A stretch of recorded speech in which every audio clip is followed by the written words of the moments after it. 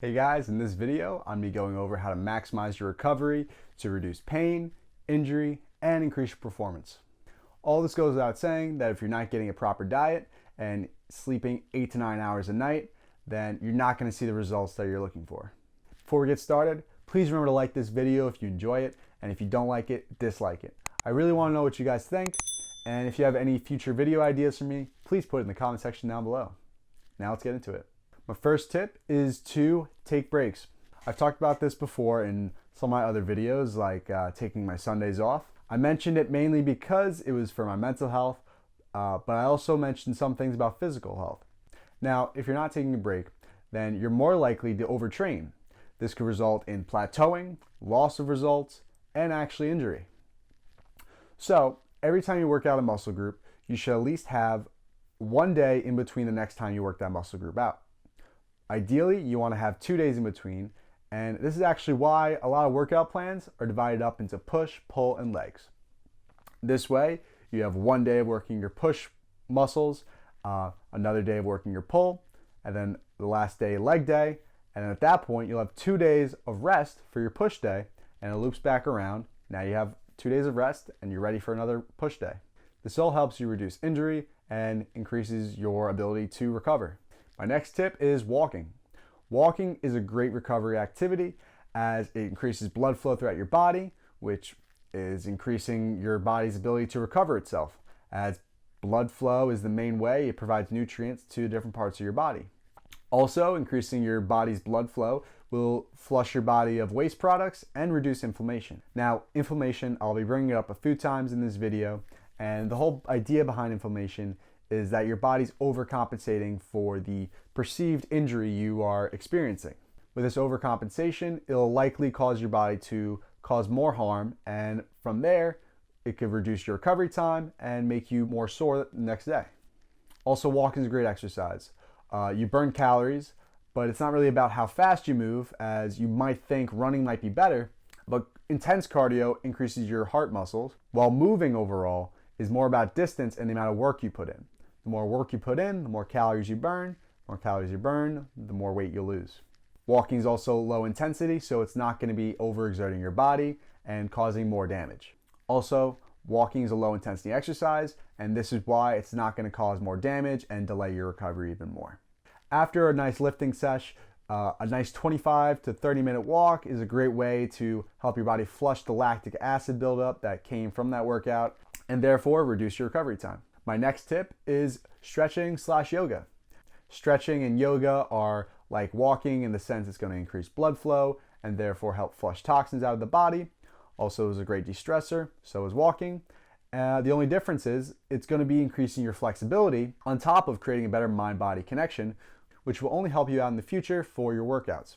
Creating that deeper mind-body connection helps you really focus on certain areas of your body and allows you to get a more intense exercise. We all know stretching and yoga are great for flexibility, which alone is great enough and you should be doing it just for that, but it'll also help you increase your blood flow, which is gonna, as we mentioned before, help your body flush itself of toxins and increase its recovery ability. So some recommendations for you guys is just do regular stretches, whether it be reaching for your toes, maybe across the body, or you can just look online for easy stretches to do. And you can actually find yoga flows online, which is just the movement of yoga throughout. Yoga is a little more intense. If you go to an actual yoga studio and take a class there, you might be doing much more intensive and sweating a lot more. Although this might be a little intensive, it's still great for recovery. If you guys are looking for easy ways to get stretching or yoga flows, YouTube's a great resource, but there's not as much guidance as comes along with a yoga class. If you want the best of both worlds, there's actually a lot of online yoga studios that you could take Zoom classes, and you'll have a yoga instructor there who can guide you through the camera and try to help you as best they can. I actually took a yoga class with Abode. Shout out to you guys. You guys are awesome, very friendly, very helpful, and I enjoyed taking their classes very much. I recommend you guys checking it out. I'll probably put it in the description down below if you guys are interested. So yeah, I just wanted to shout out them. They've been very supportive of me and very helpful. If you guys are interested in that, they have hour-long classes you can sign up for. They're pretty cheap. They also have some meditation classes on top of some other things they do. So if you guys are interested, please support them. I've enjoyed taking their classes very much, and I'd like to give them a little love. My next tip is to roll out. Rolling out is basically giving your body a massage. Now, it might be close to a deep tissue massage, which if you ever had one of those, you'll know it's very painful. But if you get a foam roller, it'll get a little bit of massage without as deep. Although if you want something closer to a deep tissue massage that you can do on your own, go to your local hardware store, pick up a PVC pipe, make sure it's thick enough, as you don't want your body being so low to the ground that you're practically laying on the ground with a small pipe underneath you, as it's not going to be as useful as if you can isolate your body's weight onto the one spot you're rolling out. Rolling out, as I said before, with the other activities, clears your body of waste products, reduces soreness, and some studies have shown that it might actually increase your performance if you do it before a workout. It's also great tied with stretching yoga, as it does increase your flexibility. When rolling out, you want to make sure you hit any areas that are very tight. If you feel a knot, just linger on it a little bit, wiggle a bit. You want to really make sure you're hitting those spots that hurt the most, as those are the areas where your body's most tight and needs the release. Make sure you take your time on each muscle group and don't go longer than 2 minutes, as it's not going to be as useful afterwards. My last tip is to use heat and cold. Ice is great for immediate injuries. When you have a part of your body that's inflamed, and if you don't know what inflammation is, it's where your body starts swelling up because of the increased blood flow. Usually feels a little hotter, maybe gets a little larger. And as I mentioned before, inflammation is not good for you, as it's causing more damage than necessary, and the ice will reduce that. On top of that, ice also has been known to numb pain. So if you do martial arts or you do a very physical sport, not so much now with COVID, but football, I used to play football, and afterwards we would go to a recovery facility where we would take ice baths.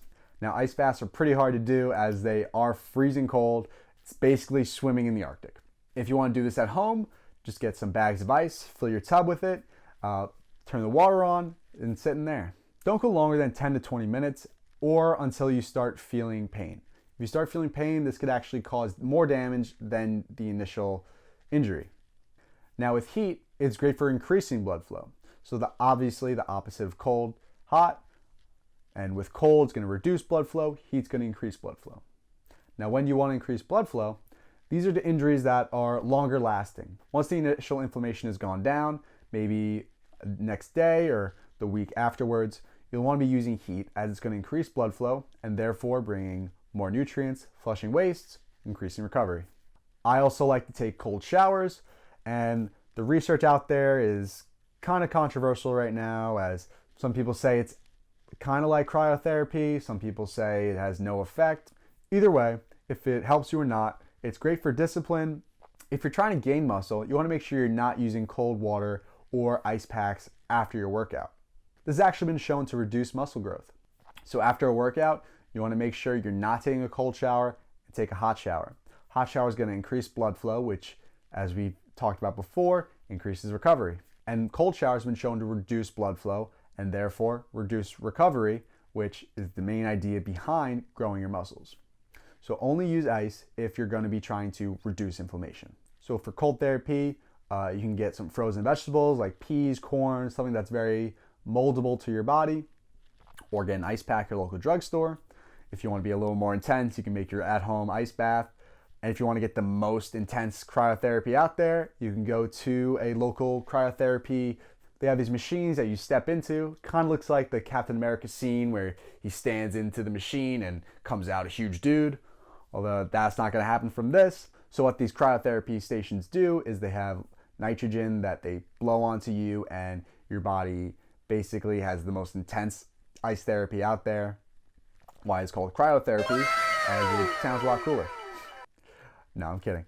But it's actually great for reducing inflammation, and there are some other studies out there showing some other benefits. And if you want to go on the opposite side for the heat, go to a sauna. Saunas are great and have actually been shown to increase your cardio, as sitting in a sauna increases your heart rate, and it's basically like getting a cardio workout, obviously not as intense, without doing anything. Just sitting in a hot room, although you do have to be aware you don't dehydrate yourself, staying in there for too long. 10 minutes is about a good amount of time to stay in there, although check your local sauna and make sure you're performing it safely. Thank you guys so much for watching. Please remember to like, comment, and subscribe. And I hope it helps you guys in the future for increasing your recovery. I hope you guys have a great day and make sure you get it done.